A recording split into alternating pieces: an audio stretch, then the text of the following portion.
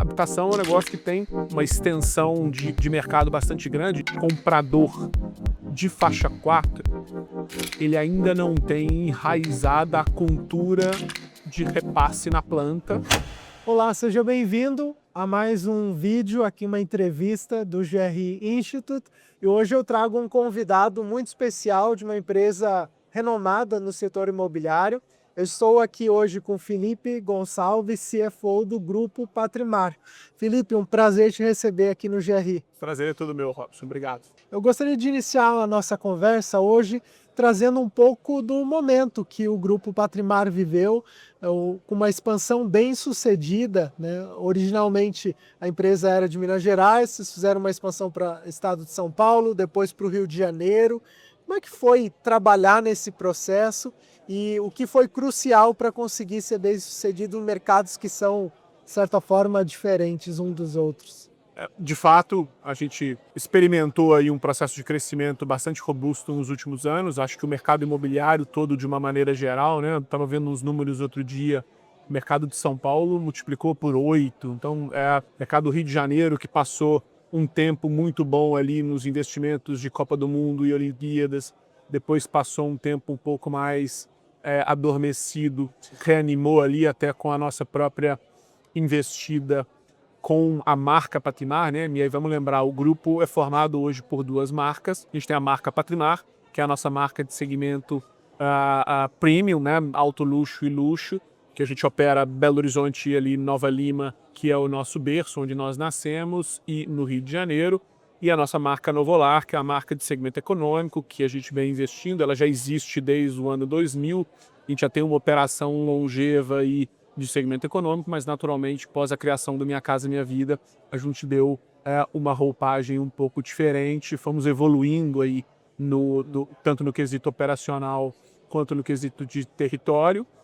E aí temos uma operação no Rio de Janeiro e a mais recente em São Paulo, capital, apesar da gente já ter uma operação no estado. A gente tem operações em São José dos Campos, Campinas, Indaiatuba. Então a gente tem uma operação bastante robusta aqui. Todo esse trabalho de crescimento, né? Crescer tem suas dores, tem a sua parte estratégica. A gente foi, como bons mineiros, dando um passo após o outro, entendendo bem como é que os mercados funcionam. Embora a gente tenha sempre muita vontade de ter escala, de ter operações que sejam perenes nos mercados em que a gente vai, o processo decisório de chegar é um processo muito bem pensado e a gente normalmente começa com passos menores e com vontade de escalar. Por que os passos menores? Porque são mais simples, mais fáceis de ajustar erros que eventualmente ocorram. Mesmo que a gente tenha empreendimentos muito grandes, a gente começa com passos e lançamentos de fases pequenas para ir testando, vendo o que a gente acerta, vendo o que é possível ali no desenvolvimento. E todo esse processo de expansão, a gente tinha, né, o Alex, que é o nosso CEO, ele tinha uma vontade, eu quero estar 1 hora de voo, né, eu não quero ter coisas com operações que sejam muito espalhadas, que gerir fique mais difícil. Montamos times locais, isso foi fundamental.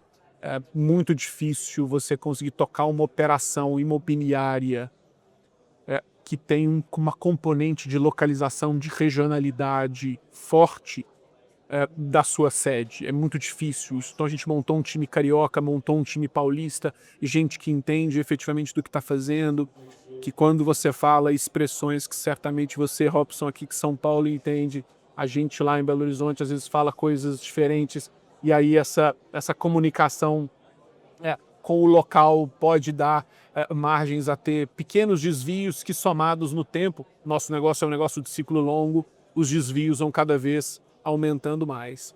Então, o processo de expansão, efetivamente, era um desejo, já que Belo Horizonte é uma cidade que, embora tenha um mercado bastante robusto, com uma profundidade formidável, a gente já estava ficando grande demais para especificamente aquele mercado. A gente já tem uma marca bastante consolidada, um market share muito forte na parte de terrenos, e expandir em algo que desse mais escala, que é, por exemplo, Minha Casa Minha Vida, a cidade é pouco convidativa. Relevo, plano diretor, tem uma série de coisas que fazem com que a cidade tenha menos apetite à Minha Casa Minha Vida, e a gente começou a expandir, e a nossa chegada agora à capital de São Paulo, depois da mudança do plano diretor, depois aí do incentivo que trouxe as pessoas voltarem a morar dentro da cidade ao invés das regiões mais periféricas, nos fez iniciar os investimentos na capital. A gente já fez o primeiro lançamento, que foi super bem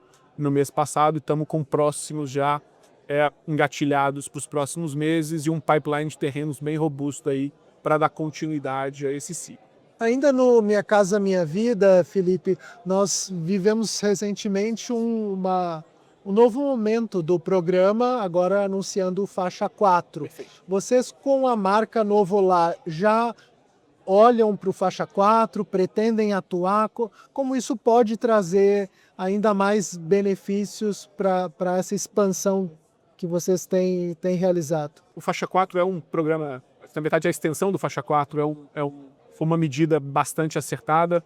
Como todo início de programa, ele precisa dos seus acertos, e isso a gente só consegue efetivamente fazendo. A gente tem empreendimentos de Faixa 4, a gente tem empreendimentos de Faixa 4 no interior, a gente tem empreendimentos de Faixa 4 no Rio de Janeiro, a gente tem empreendimentos de Faixa 4 em Belo Horizonte, e foram adaptados a serem Faixa 4, já eram terrenos que a gente tinha, porque hoje é talvez o comprador que esteja mais comprimido entre os juros altos e a inflação crescente, é o de Faixa 4, desculpa, é o de média renda, né?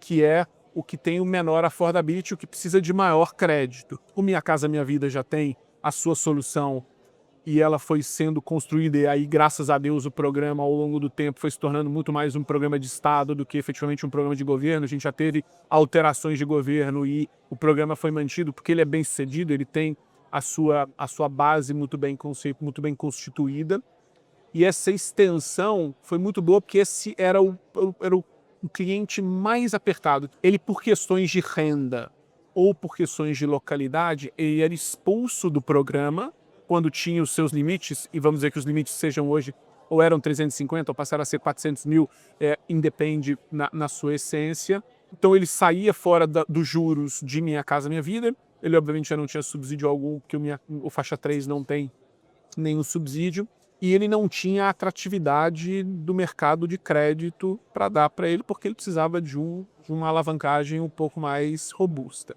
Então o programa veio para endereçar isso. Isso é ótimo.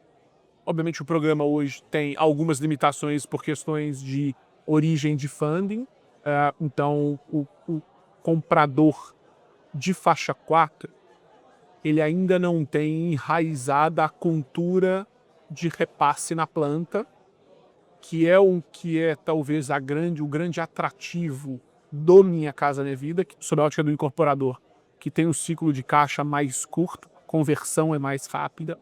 Quando você entra no Faixa 4 e que você precisa, pela ótica do cliente, fazer o repasse só ao final, você cria um gap de incerteza nesse meio do caminho.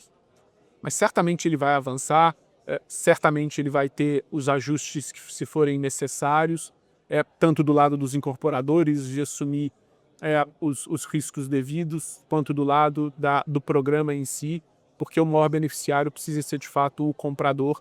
Esse é o setor como um todo, e aí digo pelo lado dos incorporadores, a gente de fato prefere que o olhar seja no comprador, que para a gente, benefício ou não, se não tiver quem compre, quem vai, não vai adiantar nada eu ter qualquer tipo de benefício. Então a gente vai azeitando isso, e certamente vai ser algo que vai ter bastante sucesso, porque é uma faixa de pessoas que efetivamente precisam.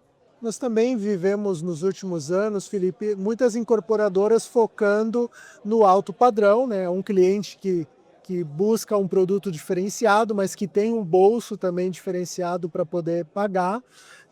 Muitos mercados tiveram um boom de novos lançamentos e de vendas também que acompanharam, e vocês fizeram um movimento muito interessante, trazendo um conceito de branded residence, que é uma tendência hoje no Brasil. A gente já falou até aqui no evento hoje, São Paulo sendo a 5ª cidade como branded residence no mundo, com contando os projetos já em pipeline, chegando à terceira cidade, só atrás de Miami e Dubai.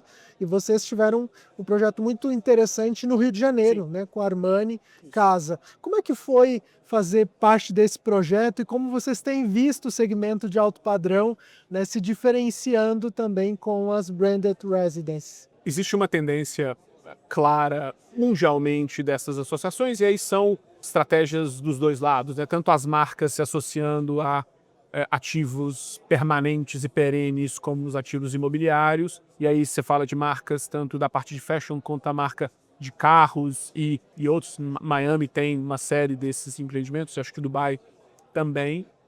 Do lado da experiência que a gente tem tido, uma coisa tem sido muito clara e conversa muito com a forma com a qual a gente enxerga a Patrimar, né? Assim, como é que os colaboradores e a estratégia da companhia se enxerga, que é você precisa entregar coisas, produtos de efetiva qualidade. Então, o branded pelo branded por si só, ele na verdade não agrega valor ao comprador, porque a visão não é a marca estampada, é tudo aquilo que traz por trás de ter aquela marca associada.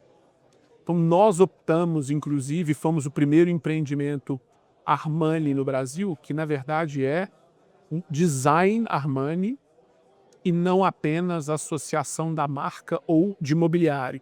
Então eles participam do desenvolvimento da parte de design de interiores, toda a composição do que tem sido feito é uma composição de empreendimento a quatro mãos, eles participam efetivamente com uma visão que, de novo, é muito alinhada dos dois grupos. Assim, a gente precisa entregar algo que seja uma qualidade diferenciada e que o comprador de Patrimar já está acostumado, e naturalmente um comprador de Armani também, e cuja junção das duas coisas faça algo que é nunca antes visto aqui no Brasil. Então, na prática, o que a gente tem passado por isso. Obviamente você tem os efeitos culturais, tem diferenciações de entendimento de quem desenvolve produtos como a Armani na Europa, nos Estados Unidos, em Dubai, e a gente que conhece muito bem o mercado local e talvez uma visão mais limitada sobre esses mercados. Então a gente vai aprendendo um com o outro e certamente vamos desenvolver um negócio que é ímpar aqui no mercado brasileiro. E a gente não deve parar por aí, a gente tem algumas outras coisas que estão em curso. Isso vai ficar ainda, dada a nossa operação regional restrita ao Rio de Janeiro e a Belo Horizonte, mas a gente vai certamente trazer novas novidades aí no curto prazo. Perfeito, muito interessante conhecer mais da operação de vocês e essa visão desses dois segmentos. E Felipe, neste ano a gente está vivendo talvez várias realidades diferentes, né, no mercado. Seja uma situação eleitoral, situação econômica, custos de construção, falta de mão de obra, enfim. Incorporar no Brasil não é fácil, né? É um setor, Não é fácil, não. um setor Exato, difícil. exato. Como é que vocês estão se enxergando, né, em 2026 e enxergando o que vem para o futuro, né, do mercado imobiliário? Vocês estão mais otimistas, estão neutros? Como é que está a cabeça nesse momento? Vou começar pela última pergunta. O incorporador por natureza é um otimista sempre. Mas a gente, no atual momento, precisa ser neutro no otimismo, que é, como o nosso ciclo é longo, eu não posso simplesmente parar e retomar quando as coisas estiverem boas, porque quando elas estiverem boas, conhecendo o Brasil como a gente conhece, elas certamente ficarão ruins em algum momento na frente. Então você precisa estar preparado para quando a onda está lá em cima ou quando você está no vale. A gente, de novo, nesse ciclo de crescimento que a gente passou, a gente aprendeu bastante.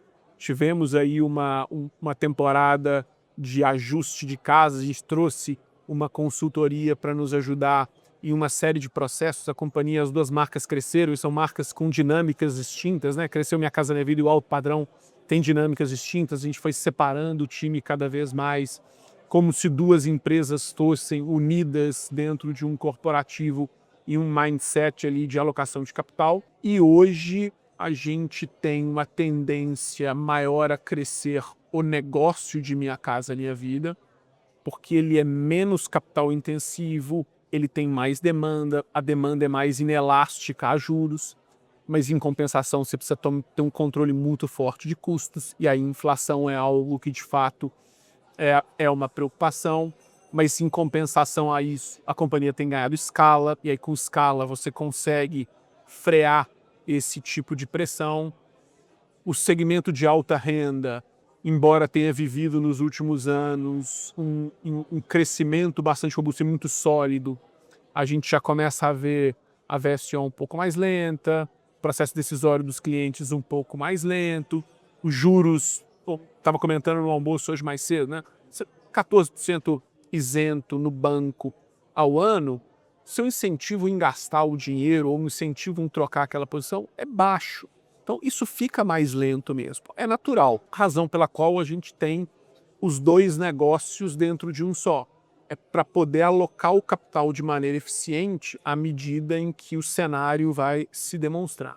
Como brasileiro e naturalmente como empreendedor, como executivo, não existe nenhuma economia que se sustente aos juros em que a gente tem por muito tempo, e olha que a gente já está há tempo demais. As reformas, a gente consegue ver o benefício que elas trouxeram para a economia, porque com essa taxa de juros, em cenários anteriores de ambientes regulatórios mais amplos, a gente certamente teria enfrentado momentos bem mais difíceis.